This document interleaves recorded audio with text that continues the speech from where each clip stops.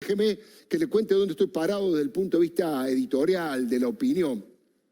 Mire, a esta altura hay que decir que Alberto Fernández tiene casi la suma del poder público. El único límite fuerte que tiene Alberto Fernández para mal es Cristina. La vice es la jefa. Tiene acorralado al presidente, lo condiciona, lo esmerila, lo provoca y lentamente va comiendo, va ganando posiciones y cargos y le serrucha el piso al jefe de Estado. En la mayoría de los aprietes de Cristina, el presidente cede. Y en otros casos se traga los sapos. Sufre una suerte de extorsión. Mire, le doy un solo ejemplo. Hay varios casos, pero le doy el ejemplo más evidente. En cualquier gobierno del mundo, cuando un secretario de Estado como Horacio Pietragala se corta solo y toma decisiones trascendentes por su cuenta, sin avisarle a sus superiores, es eyectado inmediatamente de su cargo. ¿Sabe por qué? Porque erosiona la autoridad, en este caso, de la ministra Marcela Lozardo, pero además del propio presidente de la Nación. Esa fue una y solo una de las políticas de hechos consumados que produce Cristina con su tropa y que obligan a Alberto a callar y a otorgar. Se siente extorsionado porque en medio de semejante drama de la pandemia no puede el presidente generar una crisis de gabinete o poner en riesgo ese matrimonio por conveniencia que tiene con Cristina. Si Alberto le hubiera sacado la tarjeta roja a Pietragala, como correspondía, la sociedad con Cristina hubiese entrado en crisis y no sé si no hubiese estallado por el aire. Por eso Alberto agacha la cabeza, mastica su bronca sin reaccionar, piensa que si expulsa a Pietragala, el remedio puede ser peor que la enfermedad. Ahí estamos viendo a este señor, dos de las actuaciones que más se le conocen, ahí pegándole una trompada a un policía en Jujuy cuando fue a reclamar por Milagro Sala, y ahí en la Cámara de Diputados generando allí una actitud agresiva y empujándole, tirándole el micrófono a quien era presidente de la Cámara en ese momento de Diputados, Emilio Monzó. Mire, hay una larga lista de desafíos a los que Cristina somete al presidente. Le moja la oreja, pero hay dos movidas que son muy graves porque ponen en juego la paz social y la convivencia entre los argentinos. Insisto, zancadillas de Cristina hay a montones, pero las dos más peligrosas institucionalmente tienen nombre y apellido. El juez Víctor Violini, que es una pieza clave de este plan sistemático para liberar a la mayor cantidad de presos posibles, y Graciana Peñafort, la abogada de Cristina y de Vudú y de otros kirchneristas, que instaló por primera vez en mucho tiempo la palabra sangre en un país que ya tuvo el más horroroso baño de sangre con el terrorismo foquista y con el terrorismo de Estado. Cristina es la autora intelectual de todos estos despropósitos que irritan y asustan a la mayoría de la sociedad. Pero los ejecutores de la idea de abrir las puertas de todas las cárceles tienen a Violini como una pieza clave dentro, insisto, de un engranaje que involucra a muchos dirigentes cristinistas. No es muy conocido el doctor Violini, recién lo estábamos viendo allí como parte de una entrevista. Todos ellos son los que provocaron, los que aceleraron los violentos motines. Son los que le dan manija a los presos para que acusen a los jueces de genocidas desde los techos del penal de Devoto. Eso sí, con feroces agresiones, ahí estamos viendo las imágenes, son brutales.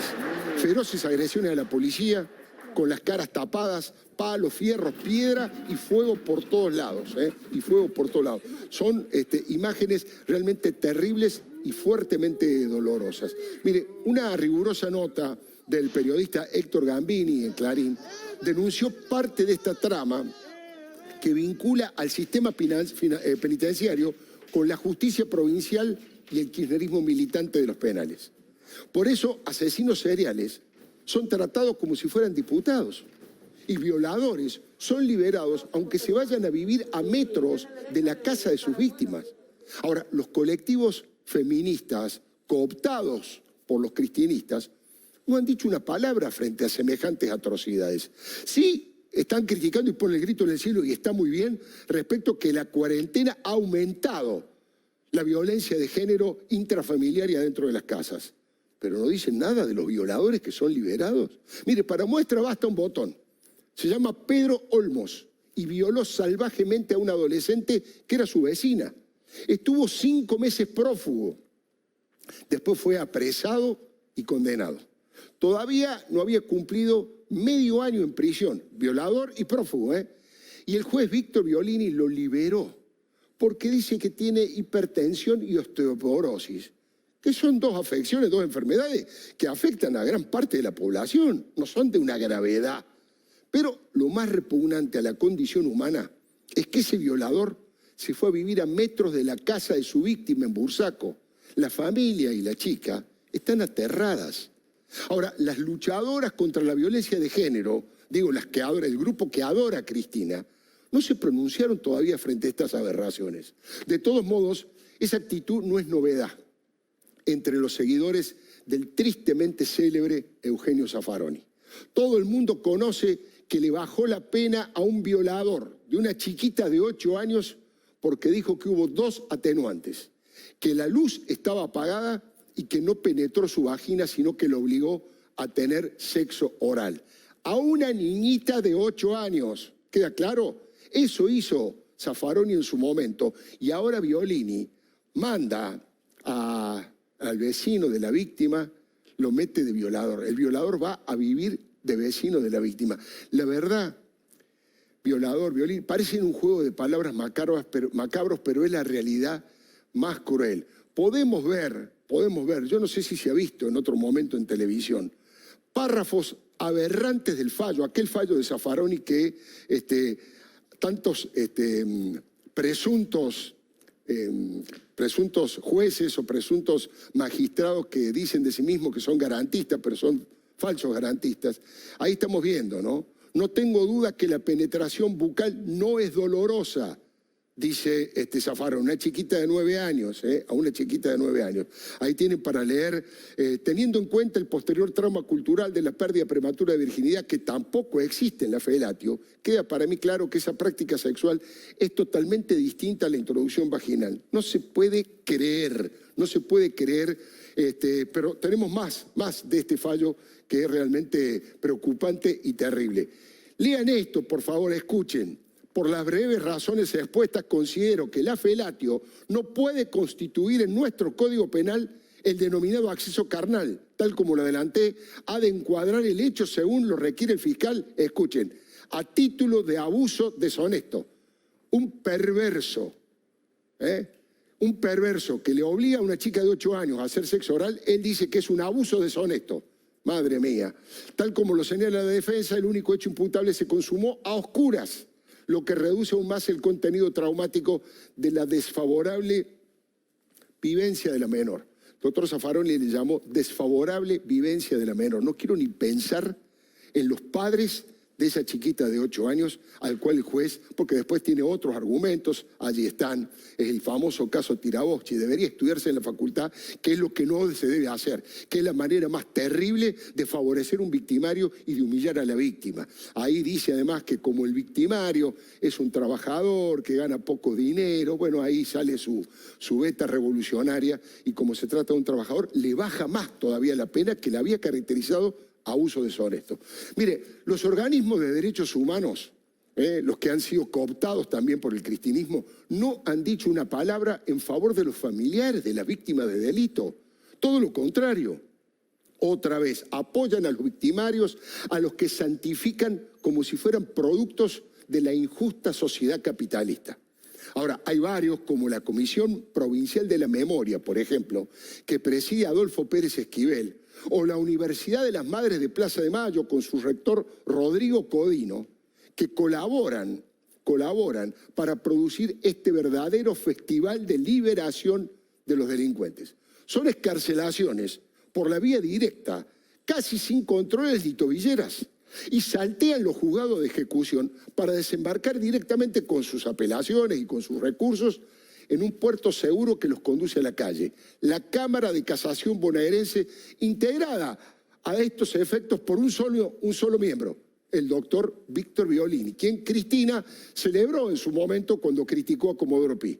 Es el mismo juez que defendió a Hugo Moyano y dijo que la de Independiente era una causa armada y que quiso, pero no pudo, ser candidato a intendente de La Plata por el kirchnerismo. Es amigo de Julio Alac, por supuesto, y le hicieron en su momento confeccionar 2 veces su examen para ser juez, porque en la primera instancia no había alcanzado el puntaje necesario. Les recuerdo que Alac fue ministro de Justicia de Cristina y lo es actualmente de Kicillof. ¿Se acuerda de Alac? Ahí lo estamos viendo en la jura con Cristina Fernández de Kirchner y por supuesto ahora, por recomendación de la propia Cristina, es ministro de Justicia en la provincia de Buenos Aires. Mire, le pido que escuche esto porque no recuerdo una noticia tan grave que haya tenido tan poca cobertura y repercusión. El 8 de abril, el frustrado candidato a intendente Víctor Violini firmó un habeas corpus colectivo y le otorgó la prisión domiciliaria a 700 delincuentes de un saque, así como lo escucha, como si fuera un crédito a sola firma. Violini mandó a su casa a 700 presos. Pregunto, ¿alguien cree que volverán alguna vez a estar entre rejas?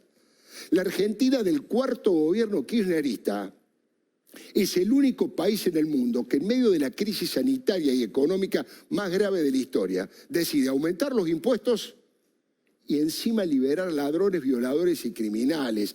El presidente de la Nación en una entrevista puso como excusa que Sebastián Piñera en Chile había liberado a 1.300, que los había indultado. No se puede comparar. El doctor Fernando Soto, ayer en Radio Mitre, me contó varias cosas. Los 1.300, básicamente la mayoría, habían sido detenidos por los disturbios que se generó. ¿Se acuerdan con los sucesos violentos que hubo en las calles de Chile? Habían generado disturbios, no eran asesinos, ni criminales, ni violadores, ni ladrones. Y además, la mayoría cumplía todos estos requisitos de estar entre los factores de riesgo y de tener la posibilidad de no cometer delitos graves. Ahora, el secretario de la Comisión Provincial de la Memoria, Roberto Cipriano García, no se olvide este nombre porque es interesante, va a hacer carrera, Roberto Cipriano García, fue muy claro en el audio que les envió a distintos detenidos y distintos familiares. Le pido que preste atención. Son 2 minutos, pero vale la pena porque es un testimonio periodístico increíble de cómo un hombre que trabaja en un organismo presuntamente que defiende los derechos humanos, que lo preside Pérez Esquivel, le da manija a los presos y escuche cómo los trata a los presos cuando habla con los familiares y le mandó este audio. Puedo comentar lo que viene pasando en este proceso que se lleva adelante en la provincia. El objetivo de la Comisión por la Memoria es trabajar por la liberación de la mayor cantidad de personas detenidas posibles, ¿no? En eso nos hemos dado distintas estrategias. Por un lado, la presentación de cientos de escritos de morigeraciones, muchos de ellos los pasa Karina, pero nos pasan también otras organizaciones o familiares. Se están presentando todos los días 120, 150 pedidos, es muy importante la cantidad de pedidos que están llegando. Por otro lado, estamos apelando también a los litigios colectivos, estratégicos, hemos presentado escritos en casación, reclamamos el tema de la habilitación de los celulares, que para nosotros es una medida que si bien es menor en este contexto, es muy importante, la posibilidad de que los detenidos tengan celulares, con todo lo que eso implica para poder conectarse con sus familias. Obviamente en este proceso, que no es fácil, porque tenemos un poder judicial que obviamente todos conocen, que es muy conservador, que no está dispuesto muchas veces a otorgar estas medidas, vemos sí la voluntad política del gobierno provincial de justamente descomprimir el sistema penitenciario. Eso no es menor, es muy importante esa decisión política porque por las acciones que se llevan a cabo y también por lo que se necesita hacer sobre el Poder Judicial para que liberen más personas. Este es un momento bastante singular, bastante diferente desde lo histórico, porque veníamos con un sistema penitenciario que crecía a razón de 3.800 detenidos nuevos por año, es decir, aproximadamente entre 350 y 400 detenidos nuevos cada mes en los últimos 5 años. A partir de enero de este año, de esta gestión, digamos, se han ido del servicio penitenciario 2.100 detenidos, es decir, ha bajado la cantidad de personas detenidas, no solo dejó de crecer a razón de 350 a 400 detenidos por mes, sino que bajó más o menos un promedio de 600 detenidos menos por mes, es decir, que hay una baja de 45.000 personas que tenía el sistema en fines de diciembre a 43.000 personas que tiene hoy el sistema. Esto por supuesto que no alcanza, que es poco, que hay que sacar más, pero es la primera vez que la curva de prisionización empieza a descender en la provincia de Buenos Aires de 20 años a esta parte. Bueno, lo dice como un mérito, ¿no? Ahí en ese audio que publicó el diario Clarín, él dice con toda claridad que la voluntad de Axel Kicillof, lo dice él, ¿no? Yo agrego, y de Cristina también, es liberar a todos los presos posibles, lo dice con toda claridad. Y ofrece un ejemplo estadístico estremecedor. Acaba de decirlo, asegura que por primera vez en 20 años bajó la cantidad de presos en los penales bonaerenses. Con María Eugenia Vidal había 45.000 detenidos y ahora en tan poco tiempo de gobierno kirchnerista ya hay 43.000. Liberaron a más de 2.000 detenidos y casi no creció el número de presos que antes aumentaban a razón de 3.800 de promedio por año. Cipriano también dice que Violini tiene el mismo objetivo de Axel y de Cristina, agrego yo, que es soltar la mayor cantidad de internos posible. Al final les pide a los presos que por favor sigan haciendo reclamos y habeas corpus masivos, todo el tiempo, que sigan reclamando, pero les pide que sean pacíficos porque a una parte de la sociedad los asusta la violencia y enseguida lo justifica. Dice, comprendo la desesperación de los presos porque son ellos los que ponen el cuerpo. Lo dice con una cara de acero, pero sin estómago, ni escrúpulos, ni vergüenza. Es realmente increíble. Le digo otro dato. Cipriano, en ese audio, llama a los delincuentes compañeros pro libertad y los arenga diciendo, estamos con ustedes. Ahora, ¿a quién se refiere cuando dice estamos con ustedes? ¿Quién está con esos detenidos? ¿Cristina? ¿Máximo? ¿Axel? ¿Y quién más? Los integrantes de, escuche, el Sindicato de Trabajadores Privados de su Libertad, que dicen que lo de Devoto no fue un motín. Ah, mire usted, no fue un motín, fue, según ellos, un reclamo desoído. No se puede creer semejante desfasaje con la realidad y con lo que piensa incluso la mayoría de los votantes del peronismo. Argumenta que la cárcel está llena de presos injustos, con causas armadas, con condenas arbitrarias. Bueno, supongamos que sea cierto, pero no sigue el camino de la democracia y las instituciones para apelar y para reclamar en las instancias correspondientes. Prefiere presionar para que lo suelten. Parece que así se siente un verdadero revolucionario, solo que lo es del ladri-feudalismo K, como asesor, mire, como asesor de la Comisión de la Memoria que preside Pérez Esquivel, está el ex juez y ex colaborador de Cristina, el español Baltasar Garzón. Todo eso produjo una reacción indignada de las asociaciones y familiares de las víctimas de delitos que integran, entre otros, las Madres del Dolor, Usina de Justicia, los padres de Fernando Báez Sosa, o los de Paulina Levos, o los familiares de la masacre de Estación 11, o Matías Bañato. Exigen que se cumpla la ley y que los familiares de las víctimas intervengan en la decisión de liberar o en el proceso a los asesinos, como dicen ellos, a los asesinos de nuestros seres queridos, que ahora los vuelven a matar y que no tienen voz, como no tuvieron voz cuando perdieron la vida. De hecho, apenas les dieron los teléfonos celulares, y no solamente celulares, algunos le dieron también notebooks, una verdadera locura del falso garantismo. Uno de ellos, lo primero que hizo con el celular fue amenazar a Carolina Píparo. Es el que había asesinado a su hijito y lo primero que hizo fue llamarla para amenazarla. Podrían haber resuelto de otra manera, poniendo teléfonos públicos, 4 o 5 en un pabellón o en un patio, pero darle los teléfonos celulares cuando sabemos la cantidad de secuestros virtuales que se han hecho a través de esa metodología. Mire, a los presos les dan teléfonos, les dan notebook, prisiones domiciliarias y libertades anticipadas. A las víctimas ni la hora le dan, ni justicia le dan. Los familiares aseguran que van a denunciar a cada uno y a todos los jueces que liberen presos que luego reincidan con los delitos. Por suerte todavía quedan jueces honrados y valientes. La doctora Liliana Catuzzi, de la Cámara Federal de Casación Penal, dijo que los únicos beneficiados por la pandemia son los criminales y eso genera alarma en la sociedad y pánico en la familia de la víctima. Es que han sucedido mamarrachos de todo tipo que pasaron inadvertidos por esta atención razonable, pero extrema, que la opinión pública le está dando a la pandemia, obviamente. Uno de los que firmó el acta con las autoridades de Devoto fue uno de los asesinos seriales más importantes de la historia, que además se manifestó admirador del número 1 entre esas bestias sanguinarias, Carlos Robledo Puch. Es humillante para todos los hombres de buena voluntad que quieran habitar el suelo patrio, que en ese documento de un acuerdo, un acta documento, esté la rúbrica de Guillermo Antonio Álvarez, alias el Concheto. Ahí lo estamos viendo. Cometió 4 crímenes. El último con una faca, ahí lo estamos viendo a su ídolo, a Carlos Robledo Puch, el asesino serial más grande de la historia argentina. El último fue con una faca a un preso de la celda vecina. Este delincuente feroz fue el delegado, fue el representante de los presos para discutir con las autoridades. Es una suerte de nuevo ángel de la muerte.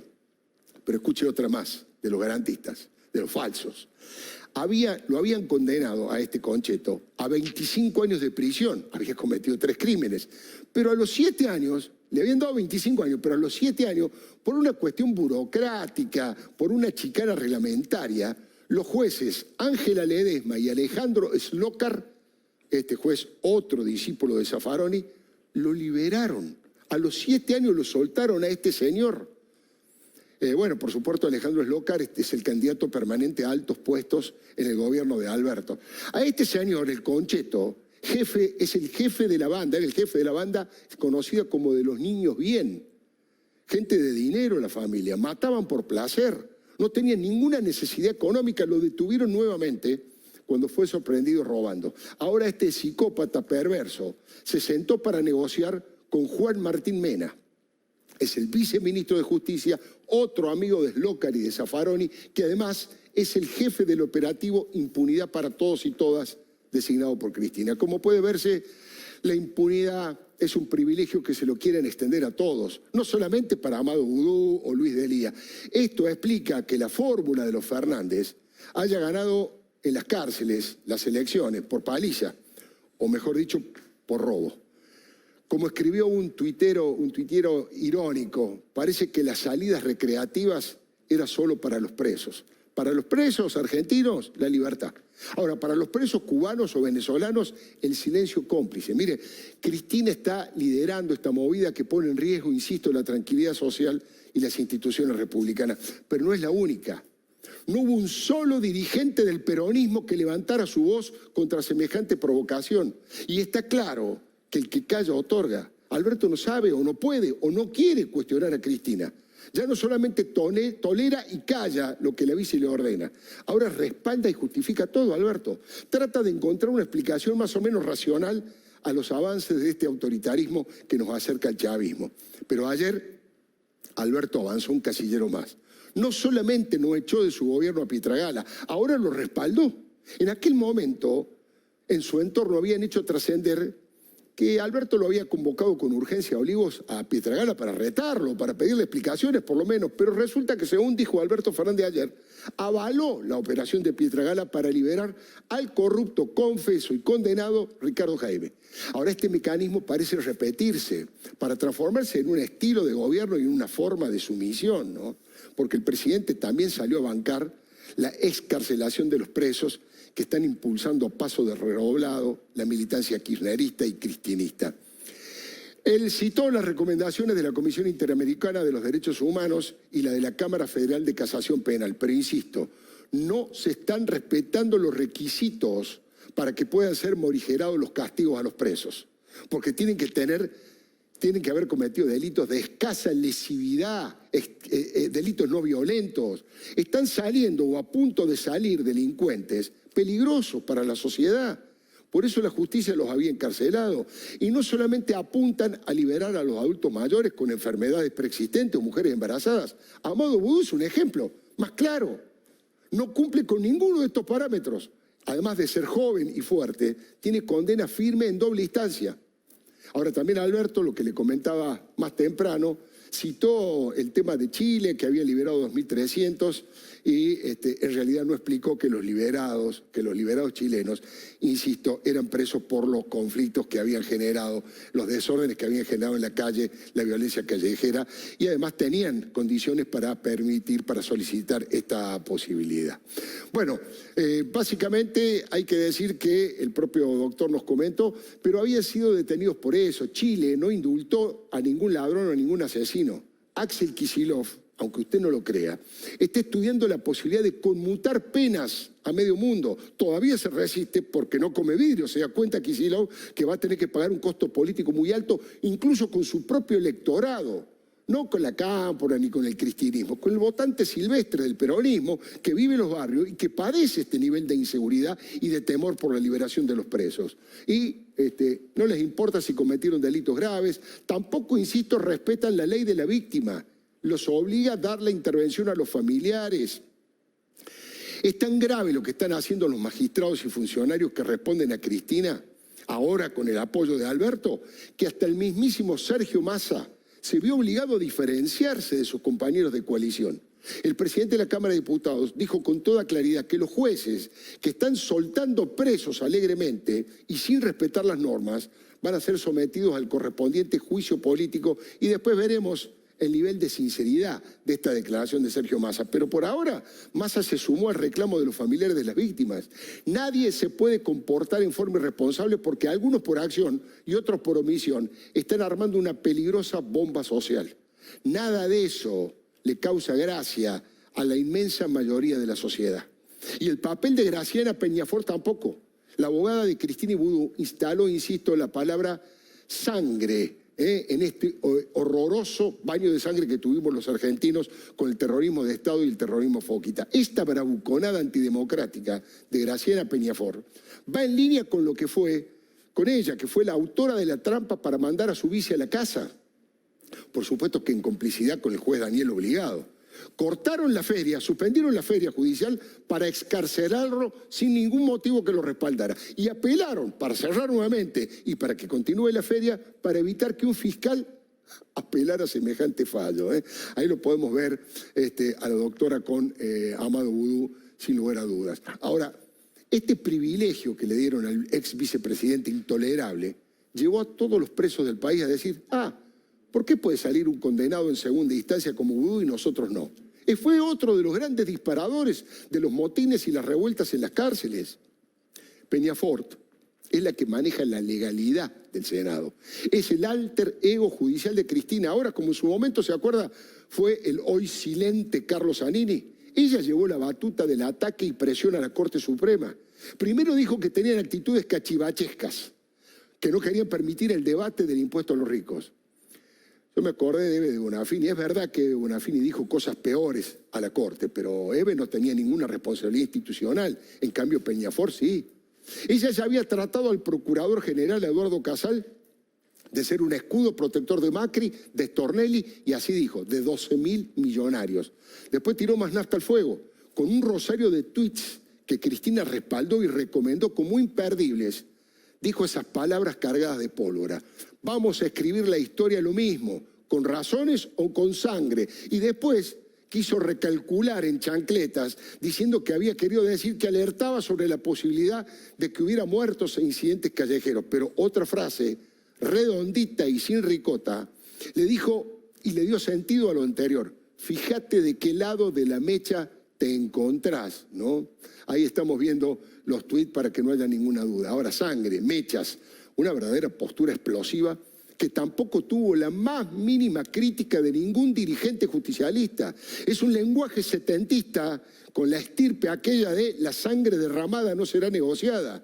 Aquella postal criminal de lesa humanidad que la mayoría de los argentinos queremos desterrar. Mire, este domingo, Joaquín Morales Solá lo definió así. Con un tuit desquiciado, Peñafort amenazó la paz social y destruyó el contrato de 1983 que decía nunca más a la violencia política. En Clarín, Alejandro Borestein calificó esa postura como fascista y fue a los bifes. Dijo, Peñafort debería participar de otro torneo, el López Rega de oro, el Firmenich de oro o directamente el Mussolini de oro. Waldo Wolf, Álvaro Lamadrid, Fernando Iglesias, entre otros diputados de Juntos por el Cambio, denunciaron a Peñafort por incitación a la violencia colectiva, atentado contra las autoridades y amenazas coactivas agravadas contra la Corte Suprema y el Procurador General. Bueno, y a Patricia Bullrich le alcanzó un tuit para decir varias verdades. Convalidar el derramamiento de sangre es brutal. Ahora, que lo haga la vicepresidenta es peligroso para la democracia y muestra que este es un paso más para buscar un enemigo imaginario mientras buscan colonizar la justicia. Lo he dicho a lo largo de esta columna, puede ser Víctor Violini o Graciana Peñafort, pero en realidad es Cristina. Es ella la que no se cansa de provocar a Alberto, es la que lo tiene acorralado. Le doy mi palabra.